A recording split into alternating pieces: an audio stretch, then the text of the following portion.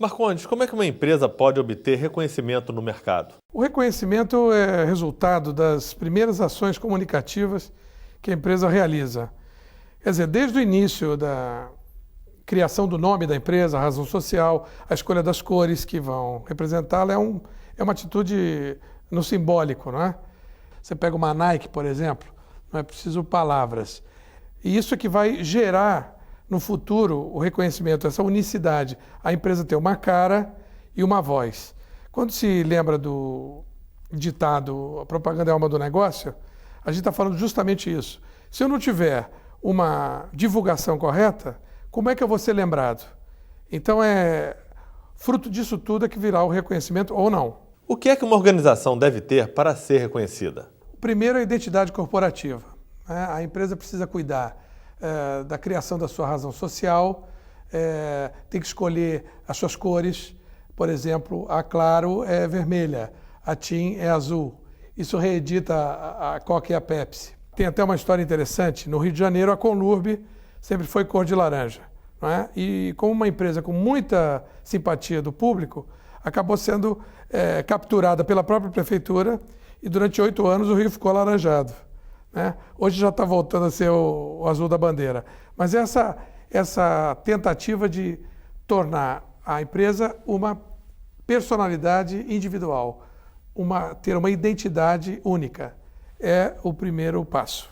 O segundo é o branding, todo o esforço que você tem que despender para gerenciar e manter a sua marca, que é, na verdade, uma assinatura, uma grife.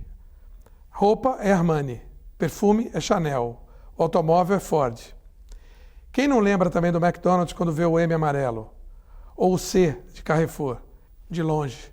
Então, a marca é essa instância importantíssima hoje, tão importante que passou a ter que ser lançada no balanço financeiro das empresas.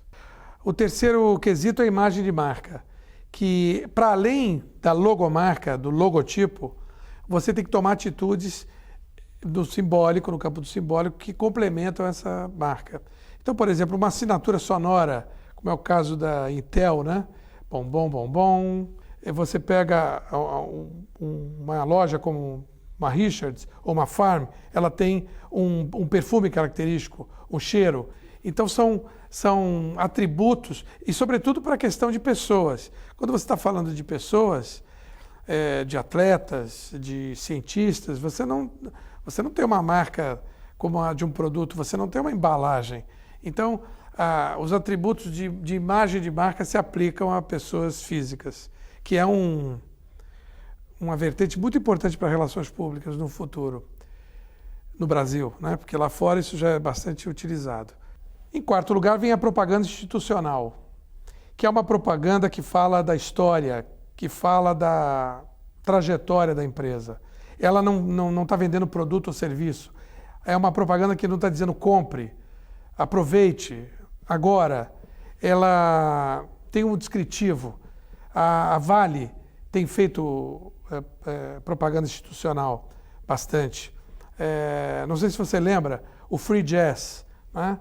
Era o tempo em que a gente tinha institucionais de produto, mas o institucional mesmo é de empresa. Quando o Bradesco diz presença, ele não está vendendo uma conta bancária, é um cartão. Ele está vendendo a solidez de uma trajetória. Todos os postos Petrobras têm a mesma cara, e assim como a Casas Bahia.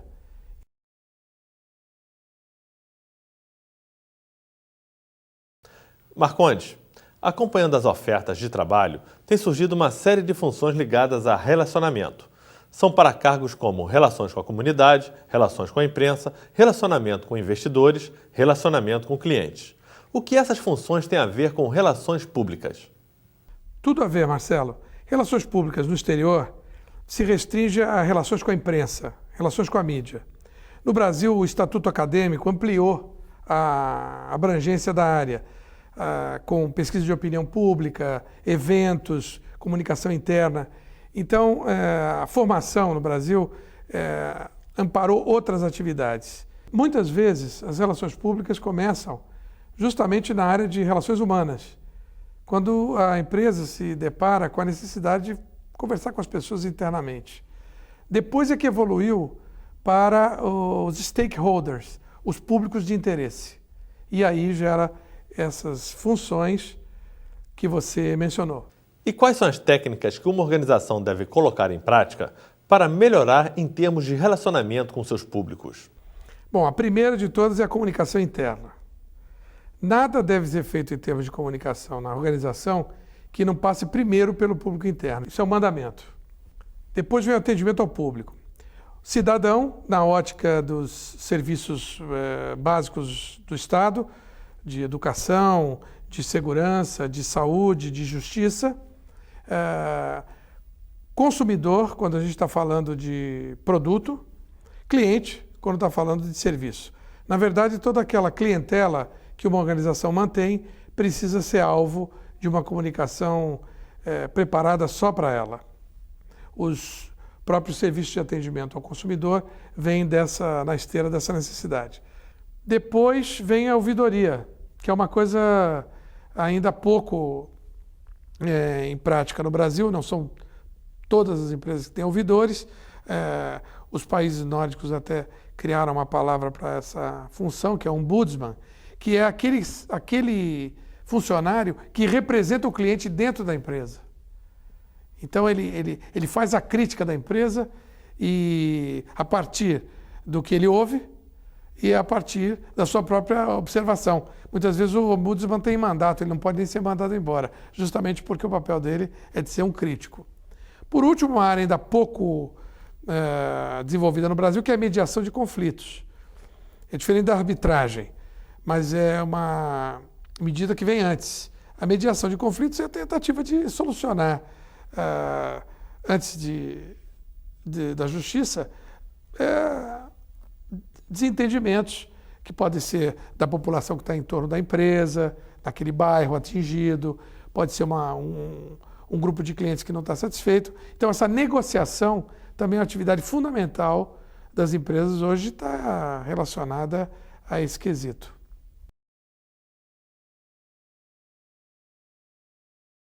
Marcondes, num ambiente de muita concorrência e com a internet equalizando as oportunidades de comunicação e contato direto com o cliente, como é que as empresas podem se destacar? É interessante, você mencionou a internet e o critério realmente dos mecanismos de busca é a relevância. Por isso que eu digo que as organizações precisam ter uma presença competente na internet, né?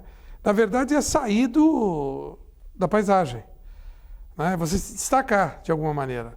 Você precisa ter relevância no teu mercado, sobretudo quando os produtos são muito parecidos, os serviços são muito iguais. Então, normalmente isso está ligado a atendimento, que é o fator humano que você coloca na relação com o teu cliente. Porque o automóvel de uma montadora é muito parecido com o outro, os sanduíches de fast food são muito adequados em termos de preço e são muito parecidos também entre si. Então, tem alguma coisa aí para fazer para ser diferente, para ser relevante. All Rise e Jack Trout, no seu livro Posicionamento, enfatizam muito essa questão, que você precisa imprimir na mente do seu consumidor uma proposta única. E dizem, inclusive, se você não pode ser líder do seu segmento, crie outro. Então, a relevância é algo que vai ser obtida com algumas ações específicas para esse fim. E que ações se deve empreender para adquirir relevância em um mercado tão competitivo e com produtos e serviços quase idênticos? Começa com a pesquisa de opinião. Você precisa levantar o que a clientela espera de você. Você tem uma proposta de valor, na verdade, a oferecer. Não é aquele produto ou serviço. Pode ser uma ideia, pode ser uma causa. Então, isso é uma proposta de valor. E ela precisa vir ao encontro de uma necessidade, de um desejo. Então, a pesquisa de opinião é o primeiro dado. O próprio Marketing Concept foi traduzido por Manuel Maria de Vasconcelos como produzir o que vende ao invés de vender o que se produz. Então, você precisa descobrir o que é que o público espera de você ou espera no atendimento daquela necessidade para, então, produzir a solução. A segunda é o patrocínio, uma atividade que continua em expansão. Primeiro, os eventos de terceiros, como, por exemplo, o Rock in Rio. Há uma série de empresas interessadas em aliar suas marcas a esse evento. O patrocínio esportivo, como por exemplo da Unimed ao Fluminense ou dos Correios da Natação Brasileira, também é alguma coisa a demarcar.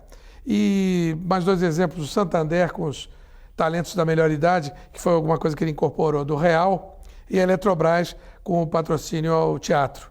Então são iniciativas que vieram para ficar. Em terceiro lugar, os eventos. A realização de eventos é algo muito típico, né, de relações públicas. Você cria situações de convívio. Então, por exemplo, um evento para funcionários, um evento para fornecedores, um evento para clientes.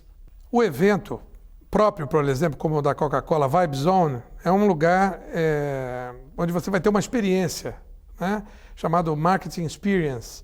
Então, você vai ter muitas atividades acontecendo que vão muito além do refrigerante. E, por último, o marketing social, que é bastante pouco ainda difundido no país, que diz respeito àquelas atividades em que você, em consonância com o governo do seu estado ou município, realiza atividades que vão gerar um bem comum. Também chamado marketing de causas sociais, cujo mote é se dar bem fazendo bem. A melhor iniciativa nesse campo, até premiada, é o da Avon, que tem um projeto que ele envolveu 1 milhão de revendedoras, que no contato diário com as mulheres, colocavam informação voltada para a prevenção precoce do câncer de mama. Você veja, uma empresa que não é de medicamentos, não é da área de saúde, gerou uma iniciativa que conseguiu reduzir números da saúde pública brasileira, quer dizer, número de incidência de uma doença. É alguma coisa também a ressaltar.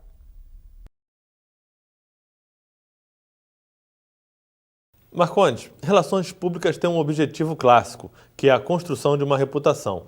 Como é que se atinge este resultado? Marcelo, você já respondeu a pergunta. Reputação é questão de construção. Algo que você obtém ao longo de muitos anos com atitudes do dia a dia, do cotidiano, com o teu modo de agir, de vender, de se relacionar, de se comunicar. Então, o segredo é uma constância, é uma atitude coerente ao longo do tempo. É uma coisa perene. Então, é o cotidiano, o dia a dia, que ao final de um tempo pode te gerar uma reputação boa ou má. E que táticas devem ser adotadas por pessoas e organizações para a obtenção de uma boa reputação? São 4. Estudos públicos é o primeiro, que é a atividade que você inicia numa empresa ou numa organização, tipificar os públicos, com quem é que a empresa precisa se relacionar. Então, você vai estabelecer estratégia para falar com elas. Em segundo, vem a comunicação institucional, que é tudo aquilo que você fala de você mesmo. Quer dizer, não é sobre produto, serviço, promoção. É a comunicação sobre quem você é, quais são os seus valores. Essa é a comunicação institucional, diferente da propaganda institucional, porque tem uma atitude um pouco mais passiva. A propaganda é mais agressiva, é a compra de espaço. Então, está no seu uniforme, está na sua sede, está na sua frota, está na sua papelaria, tudo aquilo que está ligado à sua empresa, não a produto, ou serviço ou oferta, é a comunicação institucional. Talvez a atividade mais tradicional de relações públicas. A terceira, a divulgação, que é a atividade fundamental, né? Como é que você aparece na imprensa? Então você precisa se relacionar com a imprensa e aparecer no editorial. Eu diria que é o maior desafio de relações públicas, é você estabelecer o seu cliente como fonte. Fonte de quê? De informação para a imprensa. Então, tornar a sua empresa fonte de informação para a imprensa é o principal resultado da divulgação e o sustentáculo da reputação. Por último, as crises de imagem pública, que é um trabalho preventivo. Você precisa se prevenir para crises. Normalmente a imprensa fica do lado do público numa crise, não do lado da empresa. Ela quer levantar os problemas. Um exemplo é o trabalho que as empresas aéreas fazem. Elas se preparam para, no caso de uma crise, de um acidente, darem satisfação. Então, diria que é o que fecha aí o nosso quesito reputação. Marcondes, obrigado pela sua presença. Você tem mais 1 minuto. Na verdade, todos esses R's combinados, eles vão, em tese, gerar um conhecimento ideal da sua empresa, né? Que é o que nós poderíamos chamar de relações públicas plenas. Quer dizer, você tem tão boas relações públicas que você é conhecido, você tem uma reputação, você se relaciona bem e você é relevante. Quer dizer, esse mix de ações deveria, ao final, gerar uma comunicação total. Quer dizer, o oposto do desconhecimento.